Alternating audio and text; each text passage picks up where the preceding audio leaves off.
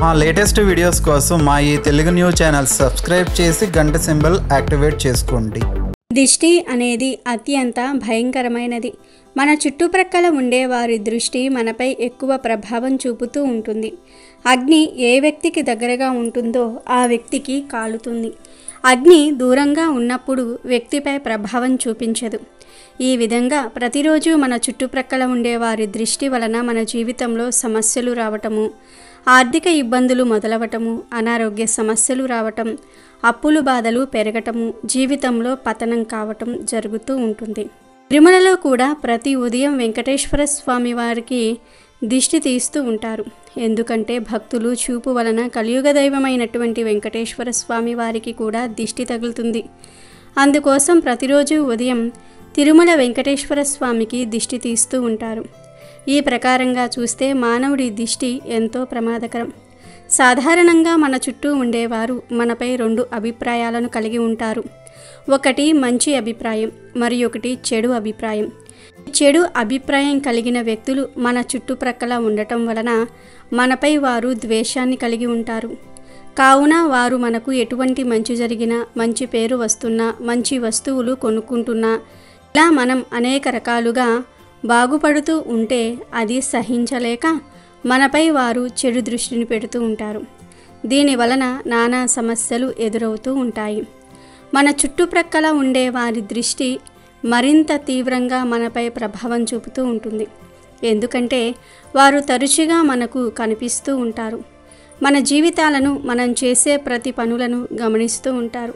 కనుక వారి దృష్టి మరింత తీవ్ర ప్రభావాన్ని చూపిస్తూ ఉంటుంది. ఈ దృష్టిని పూర్తిగా తొలగించుకోవడానికి కొన్ని శక్తివంతమైన పరిహారాలు మనకు శాస్త్రాల్లో వివరించడం జరిగింది. ఈ పరిహారాలను ప్రతి ఒక్కరూ కూడా చాలా తేలికగా చేసుకోవచ్చు. ముందుగా దృష్టిని మన గడపలోనికి అడుగు పెట్టకుండా బయటే దాన్ని తిప్పికొట్టే ఒక శక్తివంతమైన పరిహారాన్ని తెలుసుకుందాం.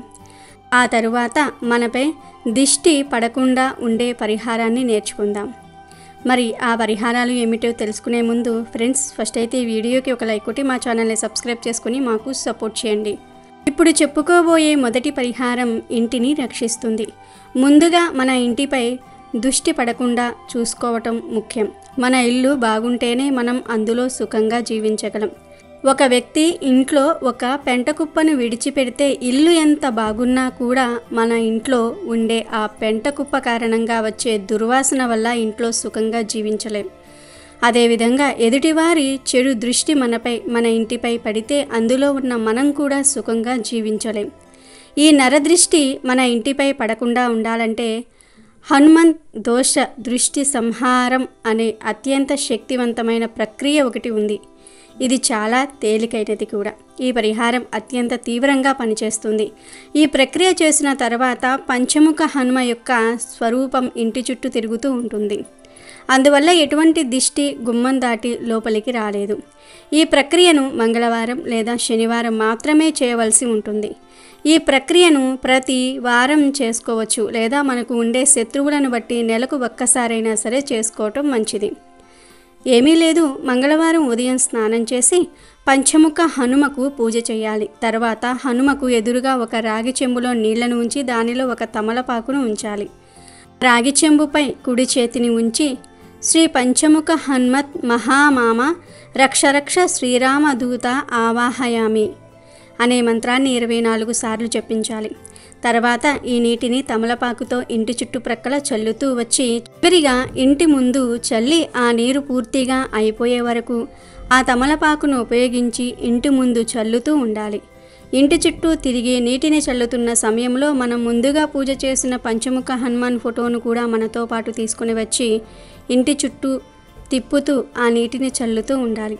అందుకోసం ఇంట్లో ఉండే మరొక వ్యక్తి సహాయం కూడా తీసుకోవటం మంచిది. లేదు, మేమే ఫోటో చేతిలో పట్టుకుని నీటిని కూడా చల్లగలము అంటే ఒక్కరే అయినా సరే ఈ పరిహారం చేసుకోవచ్చు. మీ కంఫర్ట్ని బట్టి ఈ ప్రక్రియను ఒక్కరే చేసుకోవచ్చు, లేదా ఇంట్లో వారి సహాయంతో చేసుకోవచ్చు. పొరపాటున కూడా ఈ ప్రక్రియను పక్కింటి వారితో లేదా బంధువులతో చేయించకూడదు. కేవలం ఈ ప్రక్రియను ఇంట్లో ఉన్న దంపతులు వారి సంతానం మాత్రమే చేయాలి.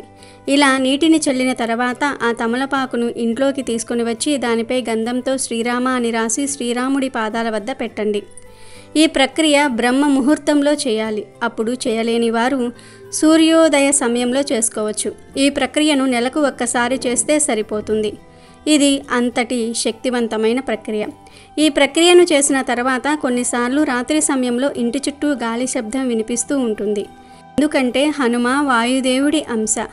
అందువలన వాయు రూపంగా పంచముఖ హనుమ ఆ ఇంటిని రక్షించటం జరుగుతుంది. ఈ పరిహారం చేస్తే ఇంట్లో పూర్తిగా ప్రశాంత వాతావరణం ఏర్పడుతుంది. మనసు తేలిక అవుతుంది. ఇక రెండవ ప్రక్రియలోనికి వెళ్తే ఈ ప్రక్రియ మనపై ఇతరుల దృష్టి పడకుండా కాపాడుతుంది. ఈ ప్రక్రియను హనుమత్ రాక్షస అంతక అని అంటారు. ఇది వ్యక్తిని భూత ప్రేత పిశాచాల నుండి ఇతరుల నరదృష్టి నుండి కూడా పూర్తిగా రక్షణ కలిగిస్తుంది. ఈ పిశాచాలు అంటే దయ్యాలు వంటివి కాదు. మనకు చెడు జరగాలనే ఆలోచన ఉన్న వ్యక్తిని కూడా పిశాచం అనే అంటారు.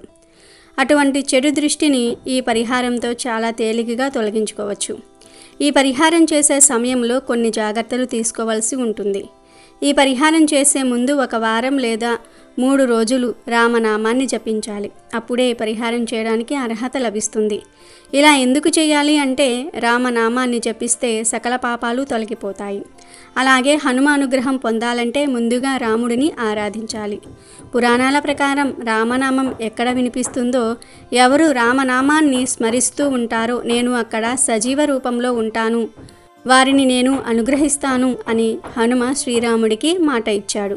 అందుకే ఈ ప్రక్రియకు ముందు వారం రోజులు లేదా 3 రోజులు తప్పకుండా రామనామాన్ని జపించాలి అనే నియమం ఉంది. చాలా సులువు. ఈరోజు 10 నిమిషాలు కూర్చొని రామనామం జపిస్తే సరిపోతుంది. ఇలా చేయటం వలన మనలో పాపాలు నశించి రాముడు అనుగ్రహం లభిస్తుంది. ఈ రామనామం జపించే సమయంలో పైకి జపించవచ్చు లేదా మనసులో జపించవచ్చు. ఈ ప్రక్రియకు ముందు రోజులలో ఎంత ఎక్కువ రామనామం జపిస్తే అంత మంచిది. ఎక్కువ సమయం చేయలేని వారు కనీసం 10 నిమిషాలైనా జపం చేయటం మంచిది. ఇలా రామనామం జపం 7 రోజులు పూర్తయిన తర్వాత మరుసటి రోజు ఉదయం బ్రహ్మముహూర్తంలో లేచి స్నానం చేసి మరోసారి 10 నిమిషాలు ఈ రామనామం జపాన్ని జపించాలి. ఇప్పుడు ఒక ఎర్రటి దారాన్ని 5 సార్లు చుట్టి దాన్ని ఒక తాడుగా చేయాలి. ఈ ఎర్రటి దారాన్ని కుడి చేతిలో ఉంచి మహాబలాయ వీరాయ శత్రున్ నాసాయ నాసాయ అనే మంత్రాన్ని 12 సార్లు జపించి ఆ దారాన్ని కుడి చేతికి కట్టుకోవాలి. లేదా మగవారు తమ మొలతాడుకు, ఆడవారు తమ మెడలో ఉన్న తాలికో ఈ దారాన్ని కట్టుకోవచ్చు. అలాగే ఈ దారాన్ని కట్టుకున్న వెంటనే మహాబలాయ వీరాయ శత్రున్నాసాయ నాసాయ అనే మంత్రాన్ని మరొక 12 సార్లు జపించాలి. ఈ దారాన్ని కట్టుకున్న తర్వాత ఆ రోజు ఇంటి నుండి బయటకు వెళ్ళకూడదు. ఆ దారాన్ని వాయుపుత్ర అస్త్రం అని అంటారు. వాయుపుత్ర అంటే వాయుదేవుడి కుమారుడైన హనుమ, అస్త్రం అంటే ఆయుధం. అంటే ఈ దారం హనుమంతుడి ఆయుధం అని అర్థం. ఈ అస్త్రం మహాశక్తివంతమైనది. ఎంతటి తీవ్రమైన శత్రువు అయినా సరే దీని ముందు నిలబడటం సాధ్యం కాదు. ఎందుకంటే ఈ అస్త్రంలో కూడా హనుమ యొక్క వాయుశక్తి ఉంటుంది. ఈ వాయుశక్తి పిశాచి శక్తులను, దిష్టి దోషాలను తొలగించటంలో అత్యంత వేగంగా పనిచేస్తుంది. ఇతరుల చెడు దృష్టి మనపై పడకుండా ఇది మనకు పూర్తి రక్షణ కల్పిస్తుంది. ఈ తాడును కేవలం ఎరుపు రంగు దారంతో మాత్రమే చేయాలి. ఇలా ఈ 2 పరిహారాలు చేసుకుంటే ఎదురింట్లో ఉన్నవారి దిష్టి, పక్కింట్లో ఉన్నవారి దిష్టి, బంధువుల దిష్టి, నరకన్ను, నరదృష్టి, భూత ప్రేత పిశాచ బాధలన్నీ కూడా పోతాయి. కనుక మీరు కూడా ఈ పరిహారాలు చేసి దిష్టి దోషాలను తొలగించుకొని ఆనందంగా జీవించండి. ఈ 3 పనులను ఎప్పుడూ నగ్నంగా చేయకూడదు. జీవితాంతం దుఃఖం అనుభవిస్తారు అని గరుడ పురాణం చెప్తోంది. బట్టలు లేకుండా ఈ పనులు చేస్తే లక్ష్మీ కటాక్షం కూడా తగ్గిపోతుంది. దరిద్ర దేవత అనుగ్రహం కలుగుతుంది. గరుడ పురాణం అష్టాదశ పురాణాలలో ఒకటి. మహాపురాణం అని పిలిచే ఈ పురాణంలో మన జీవితానికి అవసరమైన అనేక అంశాలను చూడవచ్చు. గరుడ పురాణంలో మన జీవితాల్లో వెలుగులు నింపే ఎన్నో అద్భుతమైన విషయాలు ఉన్నాయి. అందుకే హిందూ సాంప్రదాయంలో గరుడ పురాణానికి ముఖ్యమైన స్థానం ఉంది. అలాగే గరుడ పురాణంలో మనం ఎవరితో కఠినంగా ప్రవర్తించాలి, ఎవరితో గొడవ పడకూడదు, ఎవరితో ఎలా నడుచుకోవాలి, నగ్నంగా చేయకూడని పనులు ఏమిటి అనే అంశాలపై చక్కటి వివరణలు ఉన్నాయి. గరుడ పురాణంలో స్వర్గం, నరకం, జన్మం, పునర్జన్మ, పాపం, పుణ్యం, ఇహలోకం, పరలోకం మొదలైన వాటి గురించి చాలా విపులంగా వివరించారు. గరుడ పురాణంలో మొత్తం 271 అధ్యాయాలు, 19,000 శ్లోకాలు ఉన్నాయి. చాలా చోట్ల ఇంట్లో ఎవరైనా చనిపోయినప్పుడు గరుడ పురాణం చెప్పటం ఆనవాయితీగా ఉంది. గరుడ పురాణం చదవటం వల్ల మరణించిన వారి ఆత్మకు శాంతి చేకూరుతుందని హిందూ మతంలో ప్రగాఢ విశ్వాసం. అటువంటి గరుడ పురాణంలో మన జీవితంలో అనుసరించాల్సిన అనేక ముఖ్యమైన విషయాలను గురించి కూడా ప్రస్తావించారు. అయితే ఈ గరుడ పురాణంలో నగ్నంగా కొన్ని పనులు చేయకూడదని చెప్పారు. మరి నగ్నంగా బట్టలు లేకుండా చేయకూడని ఆ పనులు ఏమిటి? అలాగే గరుడ పురాణం ప్రకారం ఎవరితో కఠినంగా ప్రవర్తించాలి, ఎవరితో ఎప్పటికీ గొడవ పడకూడదు అనే విషయాలను ఇప్పుడు మనం ఈ వీడియోలో వివరంగా తెలుసుకుందాం. పురాణాల ప్రకారం మనుషులు నగ్నంగా కొన్ని పనులు చేయకూడదు. బట్టలు లేకుండా ఈ పనులు చేయటం వలన లక్ష్మీ కటాక్షం తగ్గిపోతుంది, జీవితాంతం దుఃఖాన్ని అనుభవిస్తారు అని శాస్త్రం చెప్తోంది. నగ్నంగా చేయకూడని ఆ పనులలో మొదటి పని స్నానం. మనుషులు బట్టలు లేకుండా ఎప్పుడూ స్నానం చేయకూడదు. బట్టలు లేకుండా స్నానం చేయటం వలన జలదేవతను అవమానపరిచినట్లు అవుతుందని శాస్త్రం చెప్తోంది. అంతేకాదు నగ్నంగా స్నానం చేస్తే కోరికలు పెరుగుతాయి, చాలా అనర్థాలు జరుగుతాయి. కాబట్టి నగ్నంగా స్నానం చేయకూడదు. మగవారు కనీసం టవలైనా సరే ధరించి స్నానం చేయాలి. ఆడవారు కూడా బట్టలు లేకుండా స్నానం చేయకూడదు.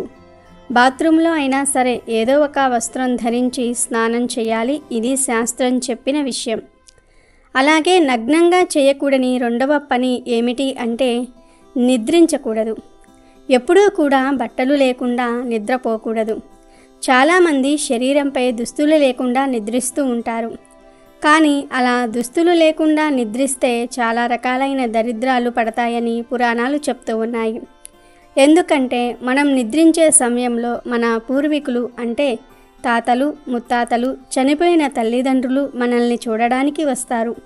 అలాంటి సమయంలో ఒంటి మీద దుస్తులు లేకుండా నిద్రించటం చూసి వారు చాలా అవమానంగా భావించి ఆశీర్వాదం ఇవ్వకుండానే తిరిగి వెళ్ళిపోతారు. మిమ్మల్ని శపించే అవకాశం కూడా ఉంది. పితృశాపం తగిలిందంటే మాత్రం చాలా రకాల కష్టాలు వస్తాయి. మీ జీవితం సర్వనాశనమైపోతుంది. కనుక నగ్నంగా ఎప్పుడూ కూడా పడుకోకండి. ఇలాంటి అలవాటు ఉంటే ఖచ్చితంగా మార్చుకోండి. అలాగే కొంతమంది మగవారు పూజను కూడా అర్ధనగ్నంగా చేస్తారు. అంటే టవల్ ధరించి లేదా తడి వస్త్రం ధరించి పూజ చేస్తూ ఉంటారు. కానీ మగవారు అలా అర్ధనగ్నంగా పూజ చేస్తే ఎక్కడ లేని దరిద్రం మీకే పడుతుంది. ఎప్పుడైనా కూడా మగవారు పూర్తిగా వస్త్రాలు ధరించి పూజ చేయాలి. శుచిగా ఉండే వస్త్రాలను, మంచి వస్త్రాలను ధరించి పూజ చేయాలి. అంటే పట్టు వస్త్రాలు, కొత్త వస్త్రాలు ధరించమని కాదు, ఉతికిన బట్టలు ధరించమని అర్థం. ఇలా మగవారు శుచిగా ఉండే వస్త్రాలు ధరించి మంచి మనస్సుతో పూజ చేయాలి. మీ శరీర భద్రతతో పాటు ఇంటి మందిరాన్ని కూడా శుభ్రంగా ఉంచుకోవాలి. మనసును కూడా నిర్మలంగా ఉంచుకోవాలి. ఎటువంటి చెడు ఆలోచనలు కూడా మనసులో లేకుండా శుద్ధిగా ఉండి పూజ చేసుకోవాలి.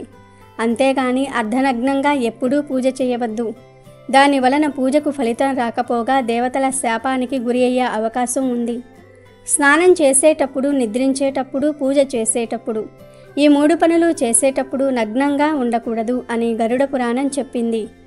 ఇక ఇప్పుడు గరుడ పురాణం ప్రకారం ఎవరితో కఠినంగా ప్రవర్తించాలి, ఎవరితో ఎప్పటికీ గొడవ పడకూడదు అనే విషయాలను కూడా ఈ వీడియోలో తెలుసుకుందాం. మొదటిగా పని విషయంలో అజాగ్రత్తగా ఉండే వారితో కఠినంగా ఉండాలని గరుడ పురాణం చెప్తోంది. సోమరితనం ఖచ్చితంగా జీవితానికి ప్రాణాంతకం. ఏ పనినైనా అత్యంత శ్రద్ధతో చేయాలని శాస్త్రాలు బోధిస్తూ ఉన్నాయి. అలాగే గరుడ పురాణంలో కూడా అలాంటి ప్రస్తావన ఉంది. ప్రతి పనిని సమయానికి చేయకుండా కాలయాపన చేస్తూ ఉదాసీనంగా ప్రవర్తించే వారి పట్ల, అజాగ్రత్తగా ఉండే వారి పట్ల ప్రేమ, దయ చూపకూడదు. అలాంటి వారితో కఠినంగా ఉండటం చాలా ముఖ్యమని గరుడ పురాణం చెప్తోంది. ఇక అకారణ కోపం చూపే వారిపై కఠినంగా వ్యవహరించాలని శాస్త్రం చెప్తుంది. మన జీవితంలో అనవసరంగా కోపాన్ని ప్రదర్శించే చాలామందిని చూస్తూ ఉంటాం. వారు ఇతరులను భయపెట్టేలా ప్రవర్తిస్తూ ఉంటారు. అయితే గరుడ పురాణం ప్రకారం అలాంటి వారి పట్ల కఠినంగా వ్యవహరించటంలో తప్పు లేదు. అలాంటి వారితో భయం లేకుండా కఠినంగా వ్యవహరించవచ్చు. ఎందుకంటే మీరు అలాంటి వారికి భయపడితే మీరు బలహీనులని వారు అనుకోవచ్చు. అంటే వారు మీ మంచితనాన్ని చేతగానితనంగా భావించే అవకాశం ఉంది. అందువల్ల ఎవరైనా అకారణంగా కోప్పడితే వీలైతే వారిని సరిదిద్దడానికి ప్రయత్నించండి. అది సాధ్యం కానప్పుడు మాత్రం కఠినంగా వ్యవహరించవచ్చు. కాబట్టి మనం అందరితో ఒకే స్వభావంతో స్పందించకూడదు. ఎందుకంటే మన జీవితం నిజాయితీగా ఉంటే, మన ఉద్దేశం సరైనదైతే ఎవ్వరికీ భయపడవలసిన అవసరం లేదు. ఆ విధంగా దర్పానికి భయపడితే సమస్యలు ఎదురవుతాయని ఇక్కడి సారాంశం. అలాగే ఇతరుల పట్ల గౌరవం చూపని వారికి దూరంగా ఉండాలని గరుడ పురాణం చెప్తోంది. అందరినీ గౌరవంగా చూడాలి. ఎవ్వరినీ చిన్నచూపు చూడకూడదు. ఎవ్వరినీ అవమానించకూడదు. ఎవ్వరినీ నొప్పించకూడదు. అన్ని గ్రంథాలలో ఇటువంటి సందేశం ఖచ్చితంగా ఉంది. ఈ నియమం పాటించకుండా ఇతరులను చులకనగా చూసే అలవాటు ఉన్న వ్యక్తికి దూరంగా ఉండాలని గరుడ పురాణం చెప్తోంది. పొరుగు వారితో సత్సంబంధాలు కలిగి ఉండాలని గరుడ పురాణం చెప్తుంది. ఎవరితో మంచి సంబంధం కలిగి ఉండాలి, ఎవరితో ప్రేమగా గౌరవంగా మెలగాలో గరుడ పురాణంలో స్పష్టంగా పేర్కొన్నారు. పొరుగు వారితో సత్సంబంధాలు కలిగి ఉండాలనే అంశం కూడా ఇందులో ఉంది. అంటే మనం ఇతరులతో ఎంత మంచిగా ఉంటే అంత మంచితనం మన చుట్టూ ఉంటుంది. మన చుట్టూ మంచి మాటలు మాట్లాడేవారు, ప్రియమైన వారు ఉండటం వల్ల కష్ట సమయాల్లో మనల్ని బలంగా నిలబెడుతుంది. వారి ధైర్యము, ప్రేమ జీవితానికి బలాన్నిస్తాయి. కాబట్టి మనం స్నేహితులు, సహోద్యోగులు, పొరుగువారితో మంచి సంబంధాలు కలిగి ఉండాలి. అలాగే గరుడ పురాణం ప్రకారం తల్లిదండ్రులకు ఎప్పుడూ గౌరవం ఇవ్వాలి. తల్లిదండ్రులు దేవుడితో సమానం. తల్లిదండ్రులను ప్రేమగా, శ్రద్ధగా చూసుకోవటం పిల్లల కర్తవ్యం. ఇది గరుడ పురాణంలో స్పష్టంగా చెప్పారు. అంతేకాకుండా తల్లిదండ్రులను వేధిస్తూ, వారితో గొడవపడుతూ, అగౌరవపరిచే పిల్లలు పెద్దయ్యాక క్లిష్ట పరిస్థితిని ఎదుర్కోవలసి వస్తుంది. మరో మాటలో చెప్పాలంటే తల్లిదండ్రులను ప్రేమించని, పట్టించుకొని పిల్లలు సమాజంలో గౌరవానికి ఎప్పటికీ అర్హులు కాదు. ప్రతి ఒక్కరూ తమ తల్లిదండ్రులను ప్రేమతో చూసుకోవాలని గరుడ పురాణం వెల్లడిస్తోంది.